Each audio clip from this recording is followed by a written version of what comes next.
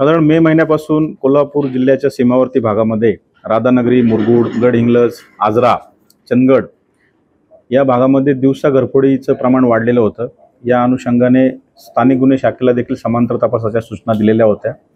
या गुन्ह्यांचा तपास करत असताना स्थानिक गुन्हे शाखेच्या टीमला एक आरोपी हा दिवसा घरफोडी करणारा कर्नाटकातून येऊन घरफोडी करतो आणि मुरगुड या ठिकाणी सदर जो मुद्देमाल आहे त्याची विक्री करण्यासाठी येणार आहे अशी माहिती मिळाल्यानंतर सदर पथकाने या आरोपीला ताब्यात घेऊन त्याच्याकडे विचारपूस केली असता मे महिन्यामध्ये कोडोली पोलीस स्टेशन या ठिकाणी जो दिवसा घरफोडीचा गुन्हा दाखल होता त्याची कबुली घरफोडी केल्याची त्यांनी दिली। यामध्ये त्याचा अजून एक साथीदार मूळचा खानापूर बेळगाव जिल्ह्यातीलच निष्पन्न झाला। तो देखील एका दुसऱ्या गुन्ह्यामध्ये बेळगाव पोलिसांनी अटक केलेला होता। त्याचा देखील ताबा स्थानिक गुन्हे शाखेतर्फे घेण्यात आला आणि या दोघांकडे सखोल तपास केला असता कोल्हापूर जिल्ह्यातील 12 घरफोडीचे गुन्हे, इस्लामपूर पोलीस स्टेशन हद्दीतील एक घरफोडीचा गुन्हा आणि सातारा जिल्ह्यातील एक मोटरसायकल चोरीचा गुन्हा असे 14 गुन्हे उघडकीस आलेले आहेत। सदर आरोपींकडून साधारण जवळपास 86 लाखापेक्षा अधिक रकमेचा सोने, चांदी, मोटरसायकल, गुन्हे करण्यासाठी वापरली जाणारी कटावणी असा मुद्देमाल हा जप्त करण्यात आलेला आहे।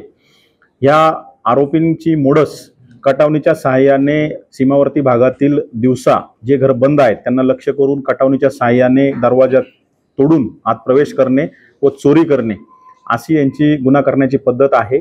या गुन्ह्यांमधून जो मुद्देमाल या आरोपींनी चोरला होता त्यामध्ये जे सोन्याचे दागिने होते ते विविध फिनकॉप कंपनीमध्ये सोने तारण ठेवून त्यावर कर्ज घेणे आणि मौजमजा करणे असा देखील उपयोग या चोरीच्या किंवा घरफोडीच्या गुन्ह्यातून जो मुद्देमालाची विल्हेवाट लावून यांनी केलेला आहे।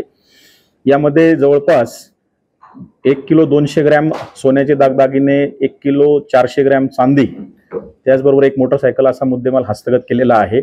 अजूनही 200 ग्रॅम सोनं हे हस्तगत करणं बाकी आहे आणि या संपूर्ण 12 गुन्ह्यांचा आता सखोल तपास हे संबंधित पोलीस स्टेशन आणि स्थानिक गुन्हे शाखा करते।